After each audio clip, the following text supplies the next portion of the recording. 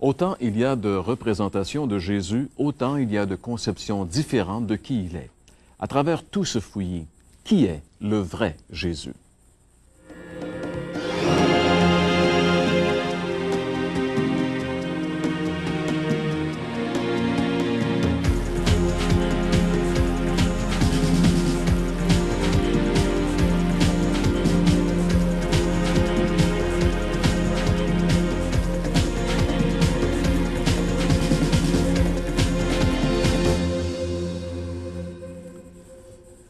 Mesdames, Messieurs, bonjour. Re-bienvenue à l'émission L'heure de la bonne nouvelle. C'est déjà la 13e et dernière émission de cette série qui a eu pour thème le vrai Jésus. Tout au long de cette série, nous avons regardé différentes facettes du vrai Jésus. Ce Jésus qui nous est révélé dans la Bible, la parole de Dieu.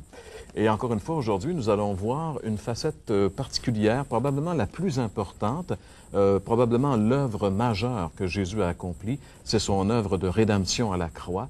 Et tout juste avant de mourir, Jésus a prononcé ces mots, « Tout est accompli ». Et aujourd'hui, nous allons essayer de bien comprendre le sens profond de ces paroles, parce que lorsqu'on découvre ce que ça veut dire, notre vie est complètement transformée. Et pour essayer de bien comprendre ces paroles, aujourd'hui, j'ai le plaisir d'avoir mes collègues. François Fréchette, bonjour. Bonjour Jean-Pierre.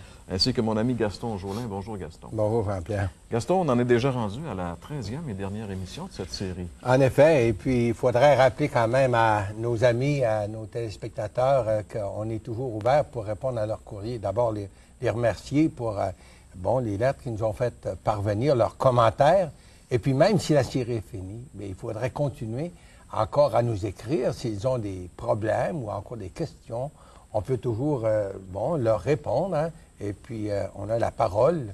On donne toujours des réponses conformément aux Écritures saintes. Hein? Alors, on voudrait, au cours de l'été, bien, continuer à garder le contact avec nos amis. Hein? Absolument, on demeure disponible puisqu'il y a toujours quelqu'un à nos bureaux qui est là pour recevoir le courrier et répondre au courrier. Également, j'aimerais peut-être rappeler à nos amis que, en ce qui concerne les déjeuners de l'espoir, ces déjeuners-causeries qui ont lieu un petit peu partout à travers la province de Québec, même si la série se termine, notez également le numéro de téléphone qui va apparaître à la toute fin de l'émission. De cette façon-là, vous pourrez savoir si dans votre région prochainement ou dans quelques mois, il y aura un déjeuner de l'espoir auquel vous pourrez participer. Nous vous invitons à le faire puisque vous aurez l'occasion d'y rencontrer des chrétiens qui sauront également vous parler de ce merveilleux message de l'Évangile. Jésus a tout accompli. Vous savez, la grande différence, la différence fondamentale qui existe entre le vrai christianisme et toutes les religions, c'est le fait que le vrai christianisme prône la foi seule en Jésus, sans les œuvres, comme étant l'unique moyen de salut. La religion dit « fais ceci », alors que le christianisme dit « crois ». La religion dit « fais », le christianisme dit « crois ». Pourquoi est-ce que le christianisme peut dire « croire » ? Croire parce que Jésus a tout accompli. Il n'y a aucune religion qui n'accepte la vérité de la foi seule, car dès qu'une religion accepte le principe de la foi seule, eh bien, elle cesse d'être une religion. Et la raison pour laquelle les religions ont plus de succès que le vrai christianisme, cela tient au fait qu'il y a au plus profond de chaque individu, au plus profond de chaque homme, cette tendance naturelle à vouloir faire quelque chose pour se sauver. Ça semble être plus acceptable pour l'ego humain de faire son salut que de le devoir à un autre. Pourtant, c'est ce que la Bible déclare formellement, que ce qui sauve, ce n'est pas ce que l'on fait, mais ce que l'on croit. L'apôtre Paul, dans son épître qu'il écrit aux Éphésiens, chapitre 2, on peut lire ce verset ensemble, Éphésiens, chapitre 2, et les versets 8 et 9, l'apôtre Paul dit « Car c'est par la grâce que vous êtes sauvés, par le moyen de la foi, et cela ne vient pas de vous, c'est le don de Dieu. Ce n'est point par les œuvres, afin que personne ne se glorifie. » Ce n'est point par les œuvres, afin que personne ne se glorifie. La Bible est claire ici. Le salut, il est uniquement sur le principe de la grâce et accessible uniquement par la foi. C'est vraiment faire confiance et se confier entièrement et totalement en ce que Jésus a fait pour nous, parce que tout est accompli. Donc, il est vraiment très important de revenir sur l'œuvre accomplie une fois pour toutes par Jésus. Et c'est justement ce que nous allons faire aujourd'hui à l'heure de la bonne nouvelle. Dans un petit instant, demeure avec nous, puisque nous allons poursuivre cette réflexion à travers les Saintes Écritures. Vous aimeriez approfondir les réflexions proposées dans cette émission? L'heure de la bonne nouvelle vous offre gratuitement un exemplaire du Nouveau Testament, Bonne Nouvelle aujourd'hui, ainsi que le livre Si Dieu existe de Wolfgang Bühn. En plus, un calendrier de réflexion quotidienne. Pour recevoir le tout, écrivez-nous et faites-nous part de vos commentaires. L'heure de la bonne nouvelle, casier postal 1054, Sherbrooke, J1H 5L3. Et oui, cette parole que Jésus a prononcée sur la croix, tout est accompli, était vraiment une parole de victoire. C'est la parole qui vient déterminer que maintenant, le salut est accessible puisque toutes les exigences de Dieu ont été parfaitement accomplies à la croix. Et c'est une parole qui devrait vraiment faire du bien à chaque personne qui l'entend. C'est pourquoi on vous invite à être bien attentif à ce que François va nous dire maintenant. Oui, merci Jean-Pierre. J'ai pensé développer l'idée de tout est accompli en posant 4 questions et en répondant à ces 4 mêmes questions. La première, on va se poser, qu'a-t-il accompli, effectivement, lorsque le Seigneur Jésus était sur la croix? Pourquoi l'a-t-il accompli? Troisième question, quel est le résultat de cette œuvre qu'il a accomplie? Et quelles en sont, quatrièmement, les conséquences pour nous, pour vous, pour moi? La première, donc, qu'a-t-il accompli exactement? Bon, ça a été dit tout à l'heure, le Seigneur Jésus a prononcé cette parole-là lorsqu'il était cloué sur la croix, après les 3 heures plutôt de ténèbres qui ont eu lieu. Et j'aimerais qu'on lise dans le Nouveau Testament, dans l'Évangile de Jean, au chapitre 19, verset 30, ces paroles si dramatiques que le Seigneur Jésus a prononcées. Quand Jésus eut pris le vinaigre, il dit « Tout est accompli ». Et baissant la tête, il rendit l'esprit. Voilà les paroles que le Seigneur Jésus a accomplies. Voilà ce que le Seigneur Jésus plutôt a dit, qu'il avait tout accompli. Ces paroles ont été donc prononcées juste avant que le Seigneur Jésus rende l'esprit, c'est-à-dire jusqu'avant qu'il meure. Mais on voit que le Seigneur Jésus, déjà dans ce texte, c'est lui qui a rendu l'esprit, c'est lui qui a décidé de laisser et de donner sa vie. D'ailleurs, ceux qui étaient crucifiés avec lui, les soldats qui étaient là, étaient surpris de voir que déjà il était mort. Mais il faut comprendre que lorsque le Seigneur Jésus était à la croix, il y a 2 sortes de souffrances qu'il faut distinguer.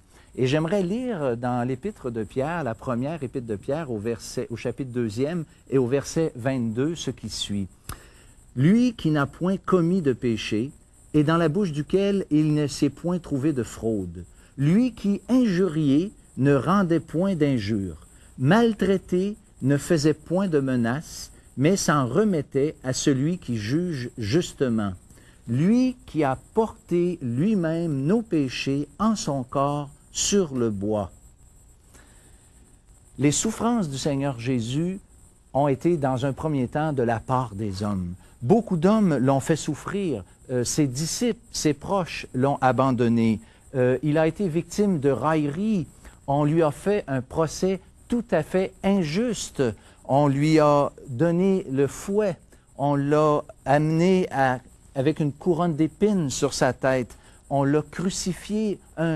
Une quantité industrielle de souffrance lui a été prodiguée de la part des hommes. Mais ce qu'il faut comprendre, c'est que dans ces souffrances-là, il y a une souffrance que les gens ne sont souvent pas au courant. C'est cette souffrance que Dieu a donnée à son Fils lorsqu'il était sur la croix. On se rappelle qu'il y a eu ces 3 heures de ténèbres et que dans ces 3 heures de ténèbres, le Fils de Dieu a crié « Mon Dieu, pourquoi m'as-tu abandonné ?» Et c'est cette souffrance qui a expié nos péchés. J'aimerais qu'on lise encore un texte de la parole de Dieu. Dans le livre d'Ésaïe, au chapitre 53, c'est marqué « Il a plu à l'Éternel de le briser par la souffrance après avoir livré sa vie en sacrifice pour le péché. » Et ça, c'est quelque chose d'impressionnant parce que le Seigneur Jésus a souffert de la part de Dieu parce que le Seigneur Jésus portait mon péché. Il a plu à l'Éternel. Ce n'est pas de ce que Dieu a pris un plaisir à le faire, mais ça a été sa volonté qui a été exprimée pour que nos péchés puissent être pardonnés. Et ce fameux cri qu'il a laissé à la croix, « Tout est accompli », est un terme intéressant parce qu'il veut dire littéralement que c'est quelque chose qui a été acquitté. C'est quelque chose qui est une dette, un peu comme sur une facture, on marque « payé ». Et le terme grec est vraiment un terme qui signifie cela. D'ailleurs, on a trouvé des documents, papyrus, avec ce terme bien apposé à travers pour dire qu'un document était vraiment payé. C'est un peu comme aujourd'hui, si on dirait « j'ai eu ma quittance de dette ». On a une quittance de dette, un document légal, souvent aujourd'hui un document notarié, qui nous prouve que légalement, on est libéré, par exemple, d'une hypothèque sur une maison. Le dernier paiement, cette fameuse quittance de dette fait suite à ce dernier paiement. Et c'est un peu comme si le Seigneur Jésus avait dit sur la croix, « Tout est payé. J'ai obtenu la quittance de la dette des péchés des hommes. » C'est vraiment le sens que le Seigneur Jésus a donné ici à ces paroles-là. La deuxième question que j'ai posée et que j'aimerais brièvement répondre, c'est pourquoi l'a-t-il accompli? Et il y a 3 raisons. La première raison, c'est l'amour que Dieu a pour les hommes. Car Dieu, nous dit la Bible, a tellement aimé le monde qu'il a donné son Fils, afin que quiconque croit en lui ne périsse point, mais qu'il ait la vie éternelle. On trouve ce verset dans l'Évangile de Jean, chapitre 3, et au verset 16.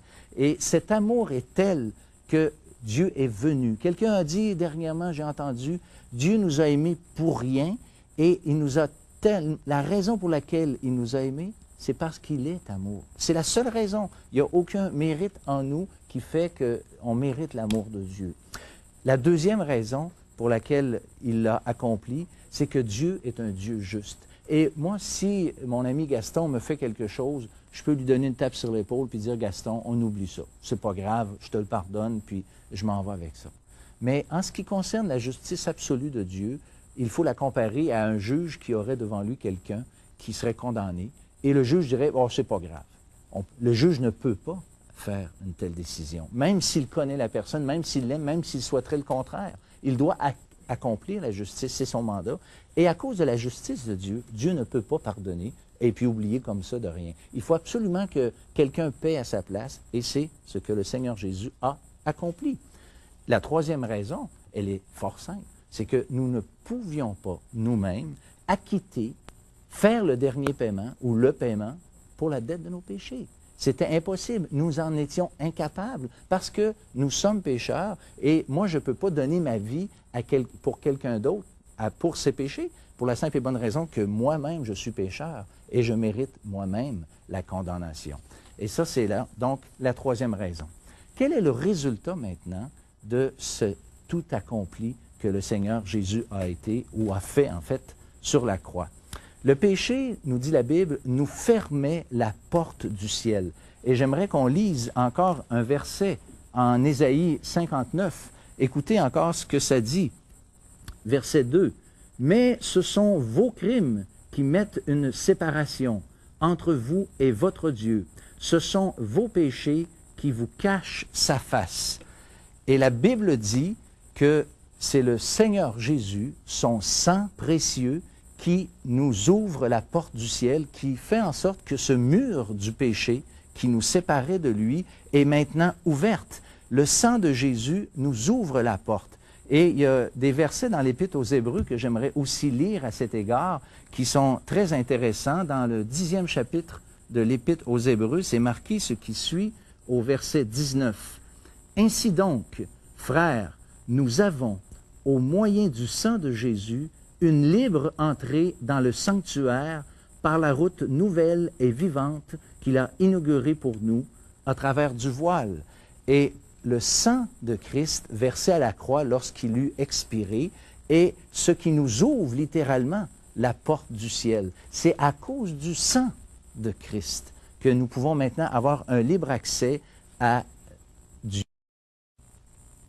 Dans l'Évangile, ceux qui l'ont déjà lu sont frappés peut-être, ou peut-être se sont déjà interrogés, à savoir, il y a un verset qui dit « Le voile du temple s'est déchiré depuis le haut jusqu'en bas lorsque le Seigneur Jésus a expiré. » Et il faut comprendre que ce qui est arrivé, c'est que le temple avait 2 parties. Une partie qu'on appelait le lieu saint et une autre partie qu'on appelait le lieu très saint, dans lequel la présence de Dieu était manifestée, au point que même le grand sacrificateur, une fois l'an seulement, pouvait avoir accès dans cet endroit. Et on a des histoires dans l'Ancien Testament qui nous montrent que même certains ont déjà perdu la vie face à des exigences que Dieu avait faites et qui n'ont pas été respectées. Donc, c'était très solennel de pénétrer dans ce saint lieu, ce lieu très saint.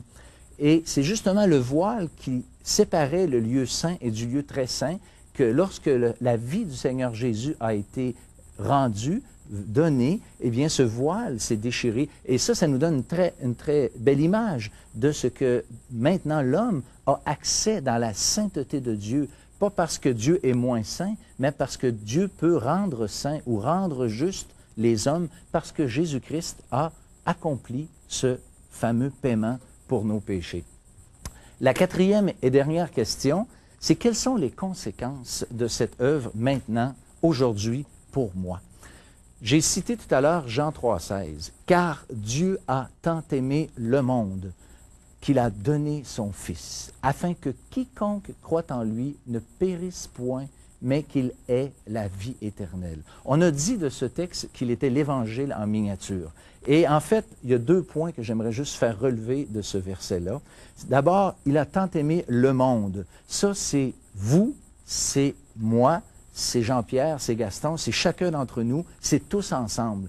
Mais ça dit, afin que quiconque, de cet amour global, on peut dire, de laquelle Dieu nous a aimés, mais maintenant, cet amour est ramené à l'individu et l'individu peut répondre, afin que quiconque croit en lui ait la vie éternelle. Et c'est ce que Dieu veut faire. D'ailleurs, Jean, dans sa première épître, au chapitre 2e et au verset 2, dit simplement ceci, « Il est mort non seulement pour nos péchés, en parlant de lui et de ceux de son peuple, mais encore pour les péchés du monde entier. » Et c'est vraiment ce que le Seigneur Jésus a accompli. Maintenant que tout est accompli, que ferez-vous de ce Jésus qui a tout accompli?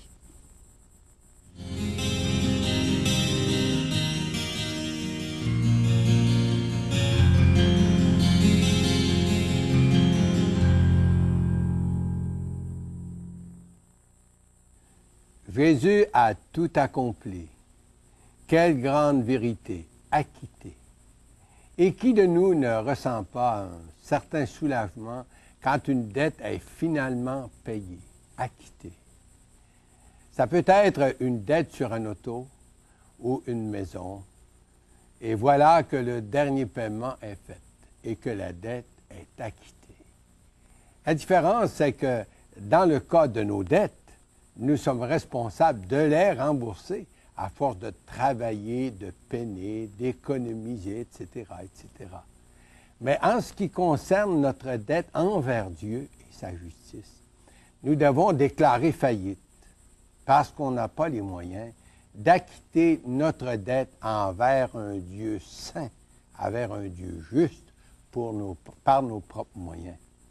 Comme on l'a déjà entendu, notre justice, ce qu'on a de meilleur, c'est comme un vêtement souillé. C'est encore souillé devant la sainteté de Dieu. C'est pour cette raison que Jésus est venu, par amour pour nous, payer notre dette à la justice divine par le sacrifice de sa vie à la croix. Les religions nous diront « Aide-toi, puis le ciel t'aidera ». Et qui de nous n'avons pas entendu cette expression avant? Comme si nous avons une partie de notre dette à rembourser nous-mêmes. Il n'y a rien de plus contraire aux paroles mêmes de Jésus, du Sauveur. Tétélestai fut le cri de victoire du Sauveur en croix. C'est ce que ça veut dire, tout est accompli. C'est fini, tétélestai. Un cri de victoire, la dette est payée. Ma dette, votre dette fut totalement payée, acquittée par Jésus. Y croyez-vous, cher ami?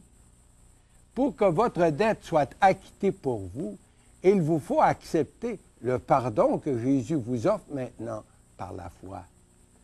Pardon sur lequel est inscrit « acquitté », signé avec le sang de Jésus. Vous comprenez mon langage. L'histoire raconte qu'un jour, le gouverneur des États-Unis visita un certain prisonnier dans une prison. Il vit un certain type, oui, justement, condamné à mort pour crime commis. Le gouverneur eut pitié de lui et il transmit un billet de pardon pour lui au directeur de la prison. Et lorsqu'on lui présenta ce billet d'acquittement, il le refusa et dut mourir pour son crime. Dans le livre des Actes, chapitre 13, versets 38 et 39, et on veut le lire ensemble, nous lisons ceci. « Sachez donc que c'est par Jésus que le pardon des péchés vous est annoncé, et que quiconque croit en Jésus est justifié, déclaré juste par lui de tout péché. » Cher ami, vous pourriez être acquitté de votre dette de péché devant Dieu aujourd'hui. Le prix a été payé par Jésus à la croix. Le pardon de vos péchés vous est présenté aujourd'hui. Et quiconque, ça pourrait être vous qui m'écoutez présentement, quiconque croit en Jésus est justifié, déclaré juste par lui. Croire, c'est d'accepter par la foi Jésus comme sauveur et aussi le pardon qu'il vous offre. Vous pourriez, dans un esprit de prière, vous incliner devant le Seigneur et lui dire, « Seigneur, je crois que tu as expié tous mes péchés à la croix. Je sais que ma dette fut acquittée. C'est en toi que je me confie pour mon salut. Je t'accepte comme mon sauveur maintenant. Merci Jésus pour ton sacrifice. Merci pour ta vie, cette vie que tu as donnée pour moi, pour me laver de tout péché. À toi la gloire. Amen. Tel que je suis, sans rien à moi, sinon ton sang versé pour moi et ta voix qui m'appelle à toi, agneau de Dieu, je viens,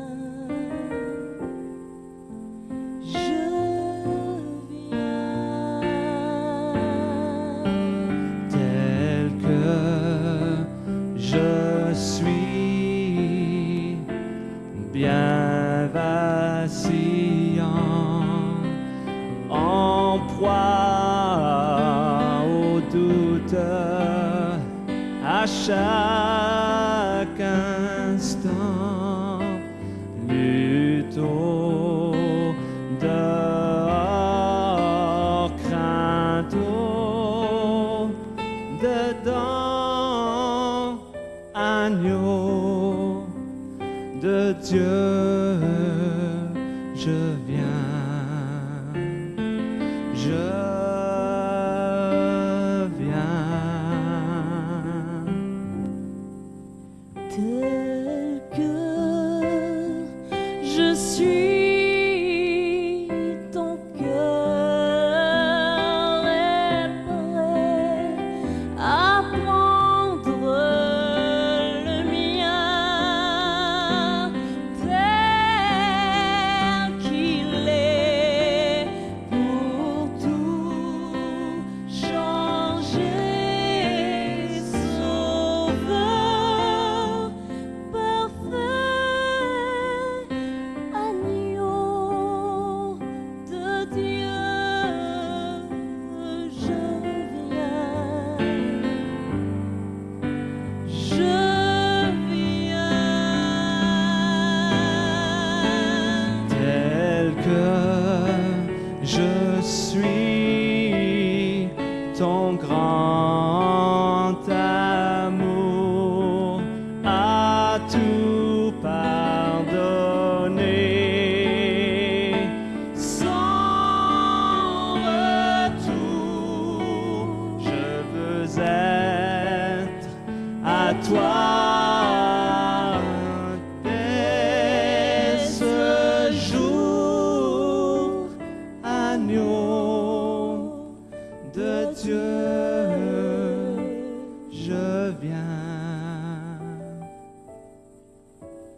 je viens.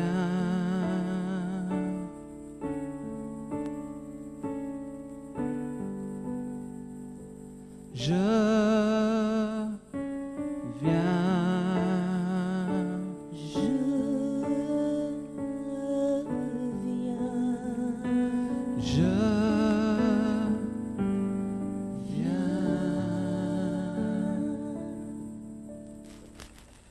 Quelle plus belle parole pour terminer cette émission que ces paroles que nous venons d'entendre dans ce cantique.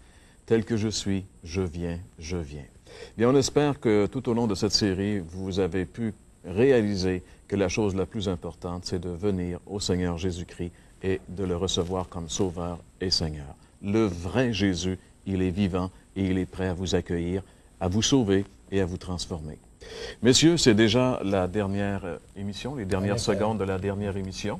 Il nous reste qu'à souhaiter un bon été à tous nos auditeurs qui ont été avec nous tout au long de cette série en 2000 et peut-être qu'on se retrouvera l'année prochaine avec une autre série. Passez une excellente saison et nous vous convions à être des nôtres l'année prochaine pour une autre série de l'heure de la bonne nouvelle. Pour poursuivre votre réflexion, nous vous invitons à un déjeuner de l'espoir organisé à travers la province. Téléphonez au 1-877-L'Espoir, c'est-à-dire 1-877-537-7647 pour connaître les détails concernant l'endroit, la date et l'heure pour votre région. Notez, ces déjeuners ont lieu dans des endroits publics et vous sont offerts gratuitement. Vous aimeriez approfondir les réflexions proposées dans cette émission? L'heure de la bonne nouvelle vous offre gratuitement un exemplaire du Nouveau Testament. Bonne nouvelle aujourd'hui, ainsi que le livre Si Dieu existe de Wolfgang Buhle. En plus, un calendrier de réflexion quotidienne. Pour recevoir le tout, écrivez-nous et faites-nous part de vos commentaires. L'heure de la bonne nouvelle, case postale 1054, Sherbrooke, J1H 5L3.